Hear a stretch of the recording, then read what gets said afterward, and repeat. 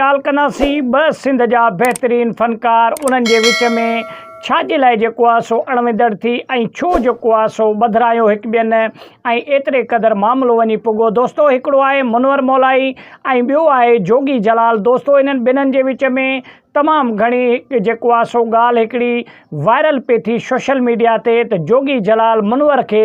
छो ॿधायो। दोस्तो छाजे करे ॿई फ़नकारनि सिंध जा ऐं उन खां अलावा मुनवर मौलाई जी कहिड़ी ग़लती हुई जो जोगी जलाल मुनवर मौलाई खे वञी ॿधायो, थाणे में लाकअप कराई ऐं विच में ॿिया जेके माण्हू अची ऐं हिननि जी फ़ैसिलो करे ठाह करायूं। दोस्तो मुनवर मौलाईअ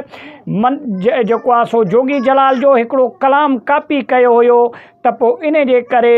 जोगी जलाल खे तमामु घणी कावड़ आई ऐं जोगी जलाल मुनवर जो जेको आहे सो मौलाई ते केस करे ऐं मुनवर मौलाई खे जेको आहे सो लाकअप कराए छॾियो। दोस्तो इहे वॾा वॾा जेके फ़नकारनि सिंध जा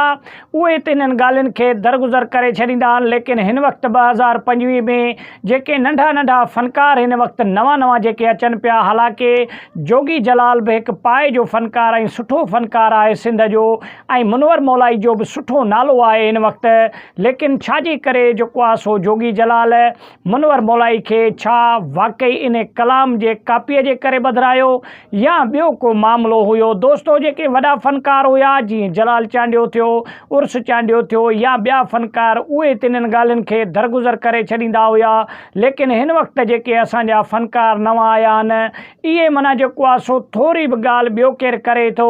त सोशल मीडिया ते उनखे या त कॉपीराइट स्ट्राइक ॾेई था छॾनि या क़ानूनी चाराजोई कनि था। त दोस्तो